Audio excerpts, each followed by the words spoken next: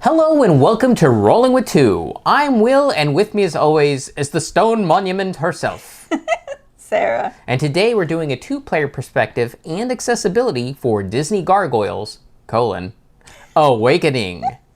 Now if you're interested in our opinion, check out our other video, Rolling with Reviews, Disney Gargoyles, Awakening. You don't have to say colon out loud. It's in the title. You don't have to say Sarah, tell us about Disney Gargoyles, Awakening. All right. Players each represent one of 6 gargoyle characters from the cartoon as they fight against Xanatos and Demona on a 3-dimensional cityscape board of Manhattan. 3 of the scenarios are cooperative and the final one is not.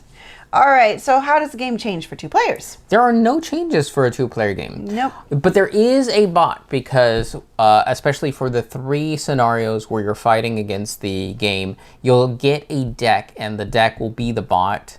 And so it'll flip up and tell you to activate this character or that character or this Nanoman or that Nanoman.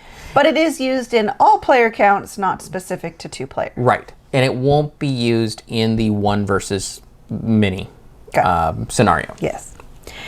Okay, so issues at a 2-player count is you just kind of lack the variety of options that the characters can do because you only have 2 characters. Yeah, so Elise will do one thing better than other characters. Goliath will do one thing better. Hudson, Lexington, Broadway, the other one.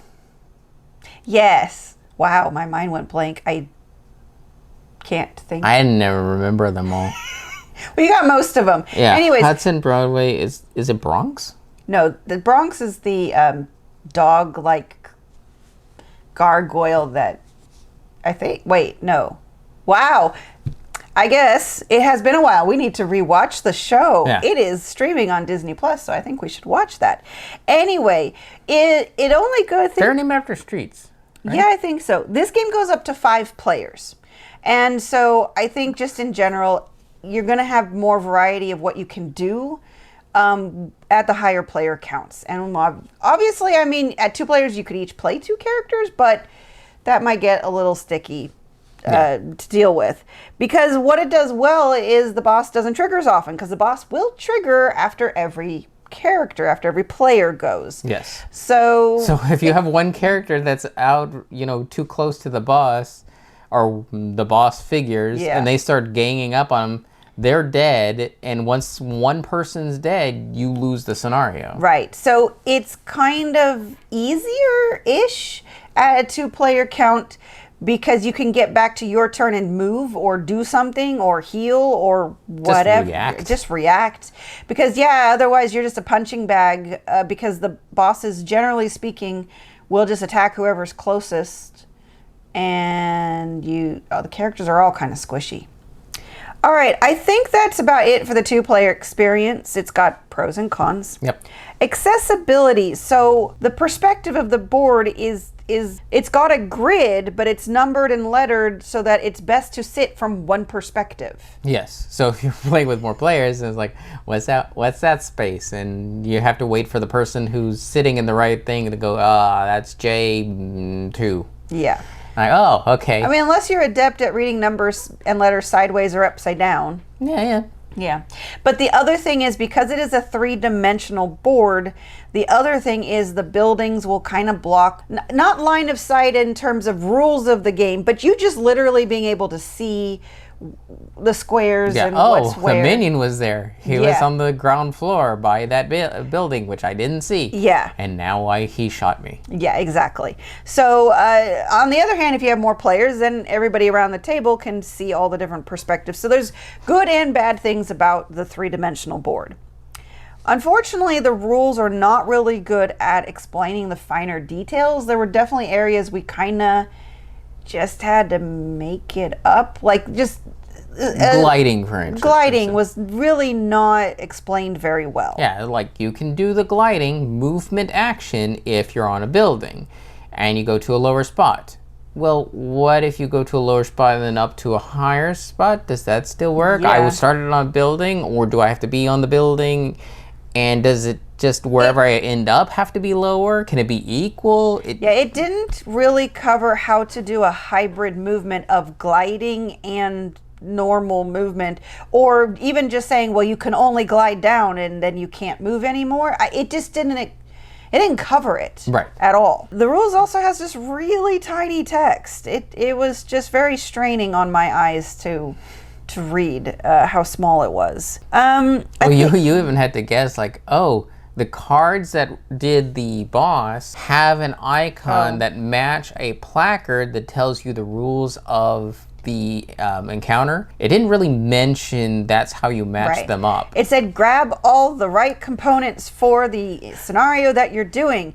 And it's like, how do I know which is what for which scenario? And it wasn't until I noticed that there was a symbol on the back of the boss cards and the back of the placards that give you all the information. And I'm like, okay, these match. But it didn't tell you that in the rules. So again, the rules... To even look for it. Right. The rules are not the best written. Now, what it does right, though, is, at least for the co-op scenarios, it's all open information, so you can help each other. That's a good thing. The icons and numbers are easy to read on the cards and the tokens, so there's no straining to try to read what's what, and it's pretty straightforward. There's not that many different variables. There's movement, there's attack, and I feel like, range. Yeah, well, which is the alternate attack, and there's glide, which is the alternate move. Right. And the 3D buildings, now the instructions are not great on how to put it together, and in fact, the largest building had some errors, but it's fairly intuitive on how to put them together.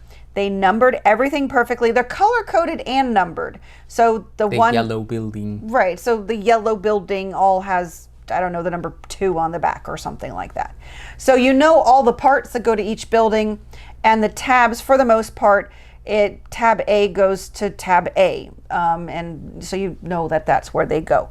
So it was pretty good. And overall, the game is cognitively easy to understand and play, just there were a few things that could have been better. Yes. That's it. All right, for 2 players, would you recommend? It's gonna be a maybe, because there's some positives to it and some negatives, so I think it's gonna be your mileage may vary. Yeah, I think at 2 players is the easiest way to ease yourself into the game. Yeah. Because the bosses aren't always going to go off on you. So it's the most forgiving of the player counts. Right. You have a bit more control over what's going to happen. Yes. Accessibility. That's going to be mostly yes as well. I think the biggest challenges were just the 3-dimensionalness of the board and being able to see everything. And figuring out how to rule movement was really just the hardest part of it. True. And if the rules don't say, then I guess you're just gonna have to make something up. Yeah.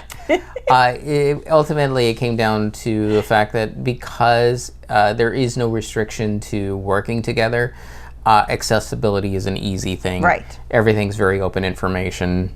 We just work together, figure out the best plan, and go with it. Agreed. All right.